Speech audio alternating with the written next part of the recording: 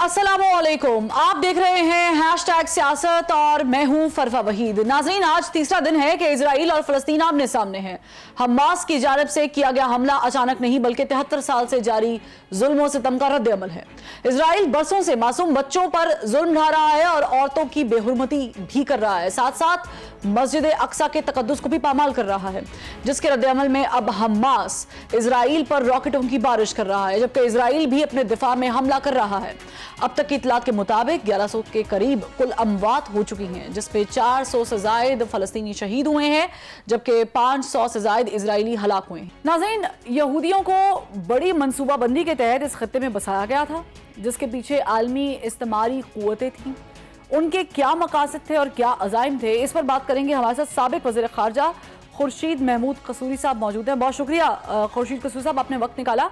Sir, ज़ाहिर है कि ये जो एक जंग है फ़लस्तीन इसराइल की, इसका एक रिलीजियस पर्सपेक्टिव भी है। वो जगह बैतुल मक़दस जो है वो हमारे लिए भी बहुत मुक़द्दस है, क्रिश्चियनिटी के लिए भी है, यहूदियों के लिए भी है, लेकिन इसका एक जियोपॉलिटिकल एस्पेक्ट भी है। हम चाहेंगे कि उस पर डिस्कशन करें। 73 साल हो गए हैं फ़लस्तीनियों के साथ ये ज़्यादती जारी है।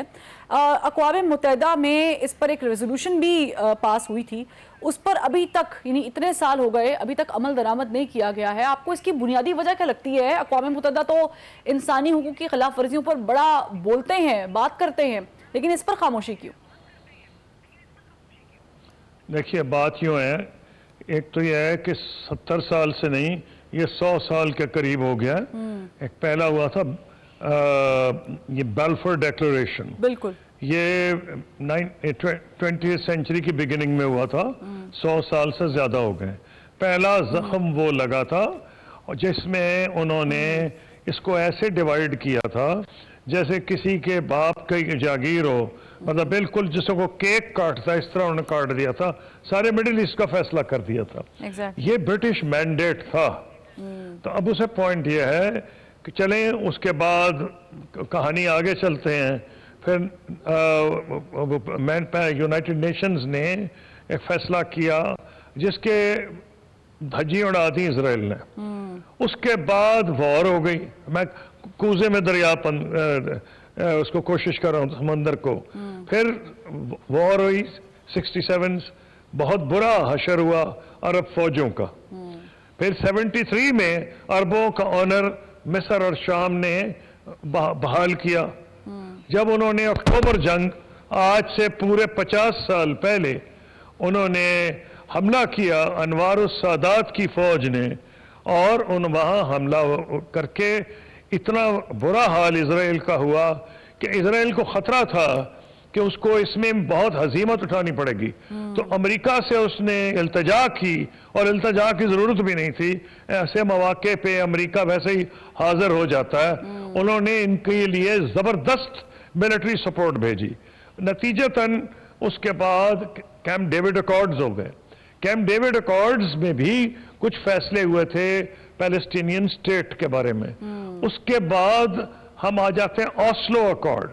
ऑस्लो में भी कुछ फैसले हुए थे, जहां के ऑस्लो और उसमें यासिर अराफात ने जो उस वक्त के फॉरेन मिनिस्टर थे उनको बीच में डाला था। तमाम वादे झूठे साबित हुए, बल्कि मैं समझता हूँ शौक से जो उनको मेंटल शॉक लगा वो उसमें वफात ही पा गए, शहीद हो गए। ये अराफात साहब, जितने वादे थे वो धरे के धरे रह गए। उसके बाद क्या हुआ कि मुख्तलिफ अमेरिकन सदूर ने वादे किए 2 स्टेट सोल्यूशन के बारे में, और उसके बाद एक चीज आई जिसको कह रहे थे अब्दुल्ला प्लान। अब्दुल्ला प्लान जो था वो क्राउन प्रिंस अब्दुल्ला, जो बाद में बादशाह बने, एक मेजर पेशरफ थी जो यूएन से अलहदा होके हुई, और वो ये था लैंड फॉर पीस, उसको कहते हैं लैंड फॉर पीस एग्रीमेंट। और लैंड फॉर पीस में यह था कि अगर वो विड्रॉ करेंगे तो अरब उनको एक्सेप्ट कर लेंगे। पहले वो क्राउन प्रिंस अब्दुल्ला का प्लान था, फिर वो अरब लीग ने अडॉप्ट कर लिया। जब मेरी मुलाकात कराई सदर अर्दोआन ने, जो तो वजीर आजम थे, बाद में प्रेसिडेंशियल सिस्टम हुआ तुर्की में, इसराइल के डिप्टी प्राइम मिनिस्टर के साथ, उसकी बुनियादी बात, उसके बाद हमारी अगले दिन मीटिंग हुई। उन्होंने मुझसे पूछा आप क्यों फलस्तीनियों से ज्यादा फलस्तीनी हैं। मैंने उन्हें समझाया कि कश्मीर और फलस्तीन के मामलात में क्या मुमासलत है, किस तरह हम समझते हैं दोनों पे जुल्म हो रहा है। उसके बाद बाहर से उन्होंने हर किस्म की हमें ऑफर्स दी, एग्रीकल्चर आपका हम तब्दील कर देंगे, इसमें कोई डाउट ही नहीं है कि उन्होंने अपने जंगल को मंगल बना दिया है। ये सब लीडिंग पावर इन एग्रीकल्चर। उन्होंने मैं कहा फिर नैनो टेक्नोलॉजी, उस वक्त हाई टेक्नोलॉजी मुझे तो खुद नहीं समझती, वो मैंने आके यहाँ रिपोर्ट की। हमारे जाने का मकसद कुछ और था, अगर आप पूछेंगी तो बताऊंगा।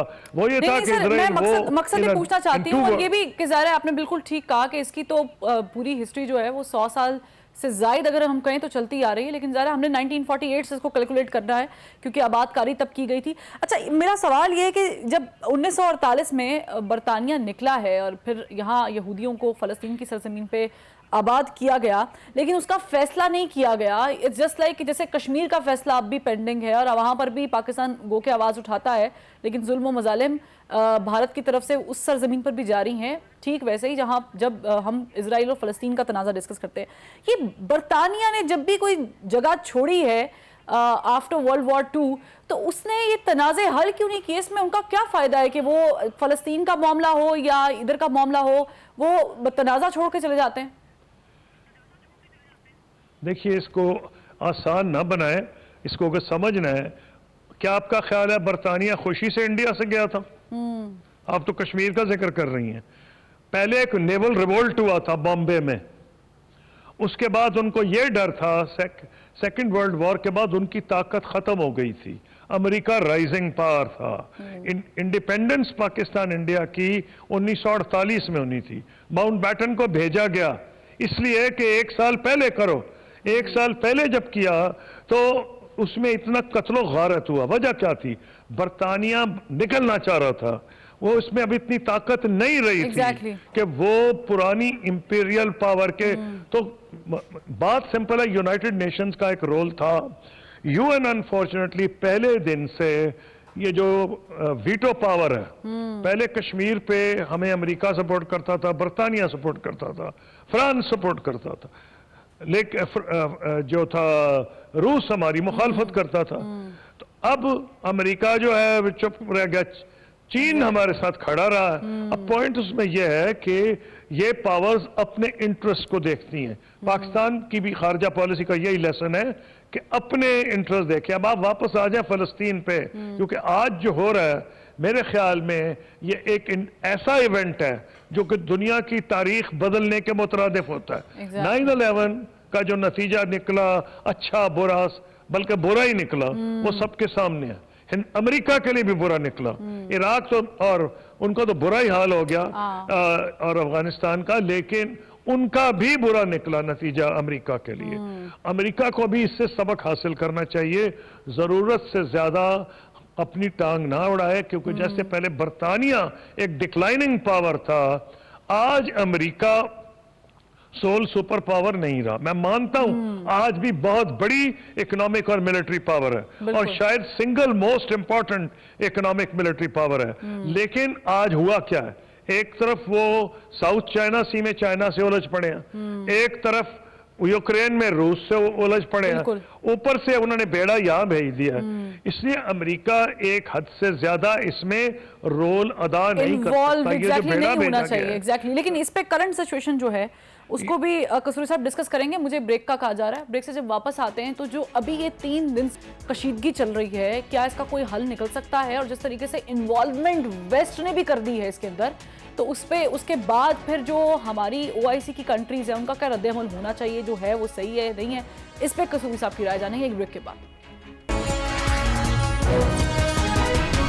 पैकेज आपने देखा है। वेलकम बैक नाजरीन। मिडल ईस्ट का अमन तबाह करना है, मिडल ईस्ट में किसी की इजारादारी खत्म करनी है, मशरिक वस्ता के जरिए यूरोपीय मंडियों तक किसी का रास्ता रोकना है, या फिर असलहा इंडस्ट्री का कारोबार चमकाना है। कौन से ऐसे फैक्टर्स हैं जिनकी वजह से इसराइल फ़लस्तीन की जो 1967 से पहले वाली इलाकाई हैसियत थी बहाल होने में रुकावटें पैदा की जाती हैं और बदअमनी फैलाने की कोशिश भी की जाती है? कसूरी साहब, ये आपने पैकेज भी सुना है, नाज़रीन ने देखा भी है। मैं यही सवाल आपसे करना चाहूँगी कि कुछ कुछ दिन पहले अमेरिका ने शिमाली कोरिया में जो मुंजमद थे ईरान के पैसे यानी $6 अरब जो थे वो रिलीज किए सिर्फ 5 कैदियों के एवज। उसके बाद हमने देखा कि एक सहाफ़ी को इंटरव्यू देते हुए, मारूफ सहाफ़ी को इंटरव्यू देते हुए जो क्राउन प्रिंस है सऊदीया के, उन्होंने जो है वो बड़ा ही पुरजोश तरीके से कहा कि हम इसराइल के साथ एक अमन मुआहिदा करने जा रहे हैं। और राइट आफ्टर दैट ज़रा कि उन दोनों का लहजा भी बड़ा इसमें क्लियर था, नेतन्याहू का भी और सऊदी क्राउन प्रिंस का भी। उसके बाद ये जंग छिड़ जाती है। आप समझते हैं कि इस जंग के छिड़ने से या इसके पीछे कोई मुहर्रिकात हैं अमन तबाह करने के लिए? पहले तो जरा या आप मुझे तस्दीक कर दें या मैं आपको तस्दीक कर देता हूं। ये फॉक्स न्यूज का इंटरव्यू था बिल्कुल, और मेरा नहीं ख्याल है कि दोनों इकट्ठे थे। कि एक तो ये चीज है नंबर 1। नंबर 2, ये इसमें क्राउन प्रिंस का एक से ज्यादा इंटरव्यू है। एक में उन्होंने कहा जिसका बहुत तशहीर हुई, वो फॉक्स न्यूज जो कि उन्होंने अलग-अलग इंटरव्यूज दिए थे। एग्जैक्टली जी, वो मैं इकट्ठे नहीं थे, तो मैं करेक्शन करना चाह रहा हूं, नहीं तो आपके लोगों को समझ नहीं बात आएगी क्या थी। क्राउन प्रिंस ने एक अलहदा इंटरव्यू दिया था और वो खुशकिस्मती है कि उन्होंने दे दिया था, तो उनके गले नहीं तो यही पड़ जाता इंटरव्यू जो आप आज कह रही हैं। उन्होंने इंटरव्यू ये दिया था कि हम बुला रहे हैं यहाँ से गजा से उनके नुमाइंदे उनके, और उनसे बात करेंगे, और फलस्तीन से नुमाइंदे बुलाएंगे, चाहे वो वेस्ट बैंक के हो, क्लैरिफाई नहीं शायद किया था, और उनसे हम बात करेंगे कि हम 2 स्टेट सोल्यूशन की तरफ जाएंगे। हल 2 स्टेट सोल्यूशन है। मैंने भी यही कहा था, और मैंने उस वक्त हमने सऊदी अरब से पहले बात की थी, और जो और पैलेस्टीनियन अथॉरिटी के सदर हैं उनको बताया था। हमने कोई किसी से इजाजत नहीं मांगी थी। हमारा फैसला था कि हम तुर्की में मिलेंगे। अगर आप पूछ लेंगी तो वजूहात बता दूंगा, क्योंकि एक डिफेंस के रीजन से सर, मैं वजूहात जानना चाहूंगी, मैं पूछ भी लेती हूँ पेशगी, मुझे आप वजूहात भी बता दें। जी हाँ, मैं वजूहात बता देता हूँ। उसकी वजह यह थी कि उस वक्त जो था तुर्की अमेरिका चाहे इंडिया के साथ सिविल न्यूक्लियर एग्रीमेंट कर रहा था, और हमें उन्होंने जवाब दे दिया था, हालांकि हम उनके स्ट्रेटेजिक एलाई थे। हमें उन्होंने जवाब ये दिया कि जी AQ खान अफेयर जो हुआ है, इसके बाद अमेरिकन पब्लिक या कांग्रेस हमें सपोर्ट नहीं करेगी।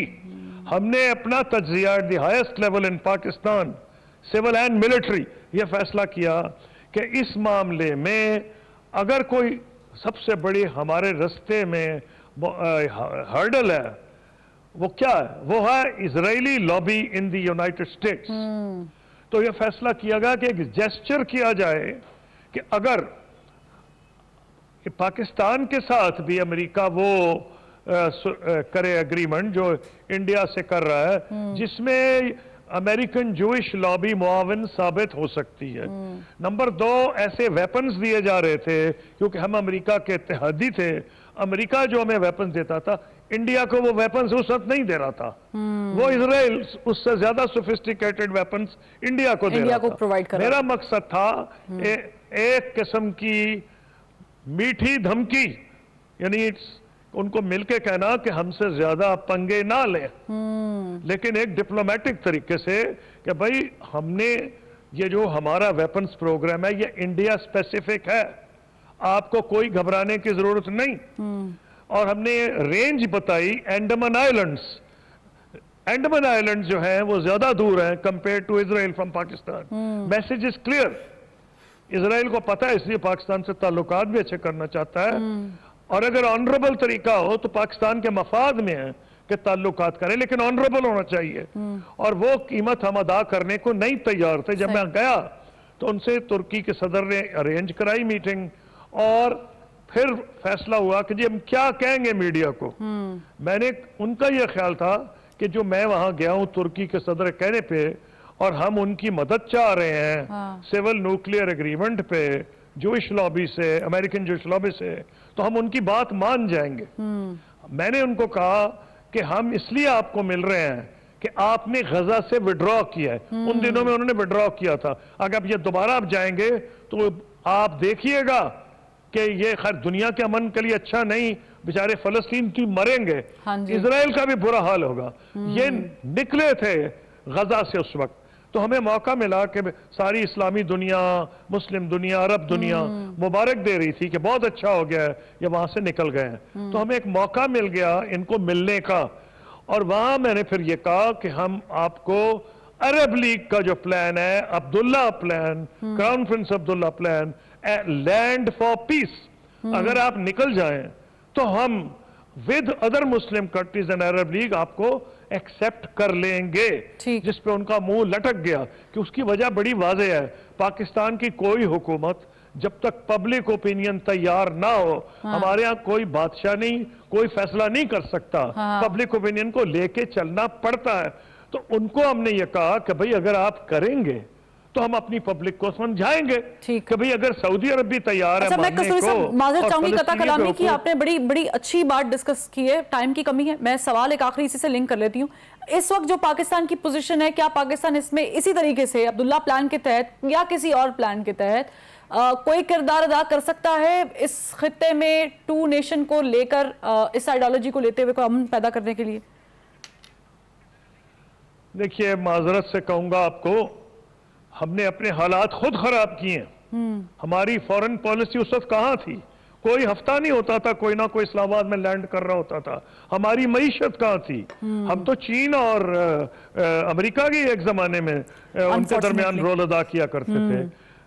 ये हालात चेंज हुए हैं, हमें we have to put our own house in order. लेकिन पाकिस्तान को ये चाहिए, उतनी ताकत पाकिस्तान में है कि अपने कनेक्शंस यूज करे ऑर्गेनाइजेशन ऑफ इस्लामिक कॉन्फ्रेंस में, और उनको कहें कि एक स्ट्रॉन्गर स्टैंड लें उससे जो उन्होंने अभी तक लिया है, और वो सिर्फ रिपीट करते अब्दुल्ला प्लान को।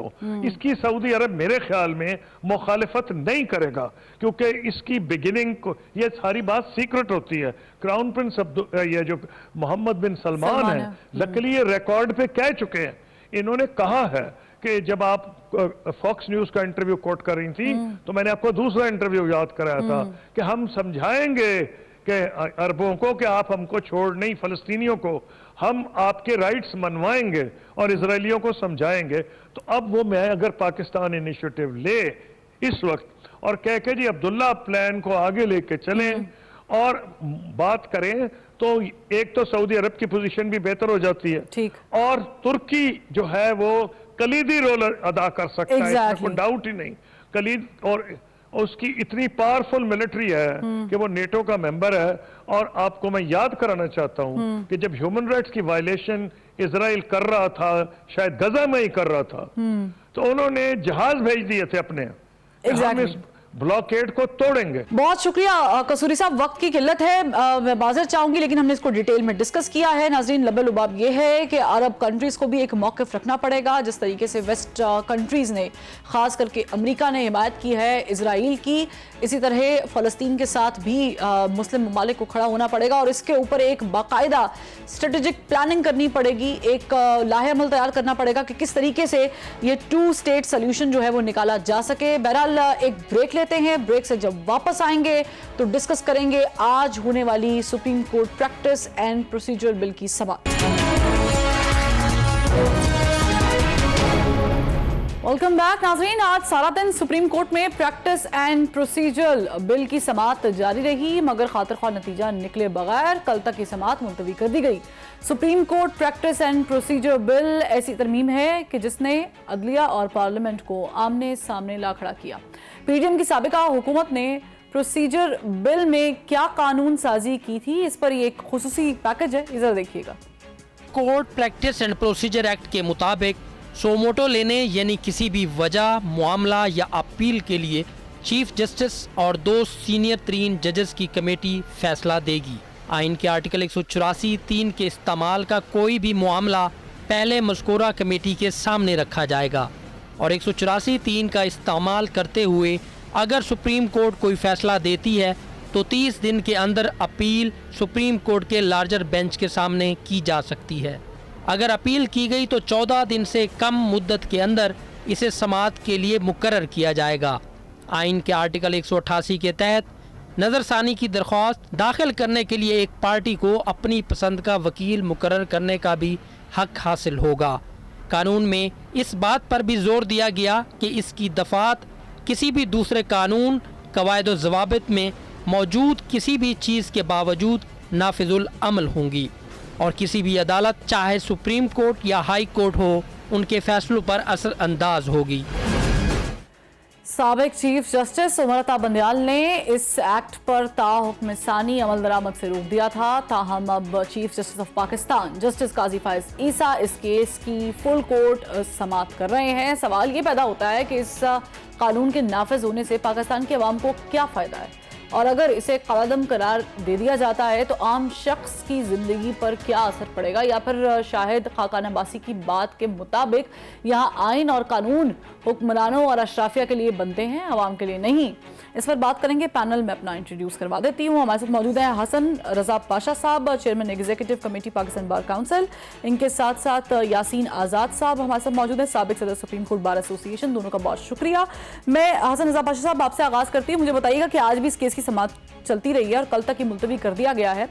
मुतवक्के है कि फैसला इसका जल्द करने की कोशिश की जाएगी, लेकिन supreme court practice and procedure bill से सवाल यह है कि क्या वाकईतन सुप्रीम कोर्ट के इख्तियारात में मुदाखलत की गई है या चीफ जस्टिस ऑफ पाकिस्तान के इख्तियारात में मुदाखलत की गई है? देखें, ये अज्यूम करना कि सुप्रीम कोर्ट के इख्तियारात कम करने की कोशिश की गई है, ये बिल्कुल गलत है। और मैं ज़ाती तौर पे समझता हूँ कि ये जो कानून बनाया गया, ये वकला तंजीमें, पाकिस्तान बार कौंसिल और सुप्रीम कोर्ट बार एसोसिएशन के पिछले 20 साल से ये मुतालबात चले आ रहे थे कि आर्टिकल 184(3) में अपील का हक होना चाहिए, रिव्यू में मर्जी का वकील करने का हक मिलना चाहिए, फिक्सेशन ऑफ केसेस 14 दिन के अंदर अंदर हो जाने चाहिए जो अर्जेंट नोयत के केसेस हैं, और इस तरह की जो 5 और चीज़ें हैं, ये सारी की सारी इंतहाई इम्पॉर्टेंट हैं। और एक और बात कि जिन्होंने ये चैलेंज किया है वो कहते हैं जी कि ये इंसानी, ये जो फंडामेंटल राइट्स हैं उनके खिलाफ है। हालांकि हम ये समझते हैं कि ये fundamental rights public at large और आम लिटिगेंट्स के जो हकूक हैं उनको प्रोटेक्ट करने के लिए ये जो है कानून लाया गया है। और पहली दफ़ा इसका ये हुआ कि वजारत कानून ने उस वक्त जब ये कानून अंडर प्रोसेस था तो पाकिस्तान बार कौंसिल को ऑन बोर्ड लिया और हमारी 2 से 3 मीटिंग्स हुई, जिस पे हमने अपने साबका मुतालबात की रोशनी में जो अपनी तजावीज़ दी उनको एज इट इज़ इनकॉर्पोरेट किया गया। मोहतरम यासीन आज़ाद साहब हमारे बड़े भाई हैं, वो मौजूद है, वो भी इस चीज़ को एंडोज यकीनन करेंगे कि इन्होंने भी जब ये सदर थे तो ये मुतालबात बारहार रखे। तो मैं समझता हूँ कि ये जो आम लिटिगेंट है और जो वकील साहब प्रैक्टिस करते हैं सुप्रीम कोर्ट में, उनसे अगर आप पूछें तो वो यकीनन कहेंगे कि ये कानून बहुत ज़बरदस्त है। और आपने देखा होगा कि आज भी उन पिटिशनर्स ने जिन्होंने इसको चैलेंज किया उन्होंने भी कहा कि कानून ये ठीक है, सिर्फ तरीकाकार ये गलत है कि ये आइन में अमेंडमेंट होनी चाहिए थी, 2/3 मेजॉरिटी के साथ ये आ जाती तो बेहतर था। अब कानूनी मुशगाफी है जी, कानूनी मुशगाफी है। ये समझते हैं हम कि आर्टिकल 199 ऑफ द कॉन्स्टिट्यूशन में ये दे दिया गया था कि subject to constitution and law, तो जो एंड लॉ का लफ्ज है ये इसकी सिग्निफिकेंस है कि कोई भी कानून, चूंकि उस वक्त कानून राय नहीं था, 1980 में सुप्रीम कोर्ट बार के रूल्स फ्रेम हुए और आप देख लें कि 43 इयर्स हो गए हैं, आज दिन तक किसी रूल में अमेंडमेंट नहीं आई। सही है। मुझे ब्रेक का कॉल आ रहा है पाशा साहब, मैं ब्रेक से जब वापस आती हूं तो मैं यासीन आज़ाद जो आपने पॉइंट उठाया है, ये मेरा अगला सवाल भी है कि पार्लियामेंट की कानून साजी पर सवालात जो है वो पिटिशनर्स ने उठाए हैं आज भी समाअत के दौरान, लेकिन सवाल ये है कि एक ऐसी पार्लियामेंट जो अधूरी हो, क्या यासीन आज़ाद साहब वो अगर ऐसी कानून साजी करे तो उस पर सवालात इस तरीके से उठते हैं, जायज़ है? एक ब्रेक के बाद जवाब देते हैं। Welcome back. यासीन आज़ाद साहब, ये भी एक बहस है कि ये जो कानून बिल जो है वो पास किया गया था, ये जिस पार्लियामेंट ने ये काम किया है उस पार्लियामेंट के पास सिंपल मेजॉरिटी नहीं थी, तो ये भी एक क्वेश्चन है कि क्या वो ये पीडीएम की गवर्नमेंट ये काम कर सकती थी जो उन्होंने किया है? पहली बात यह है कि जो आपका सवाल है उसका जवाब ये है कि क्या पार्लियामेंट के दोनों हाउसेज, जिसको अपर हाउस और लोअर हाउस सब कहते हैं, वो अपनी जगह मौजूद था?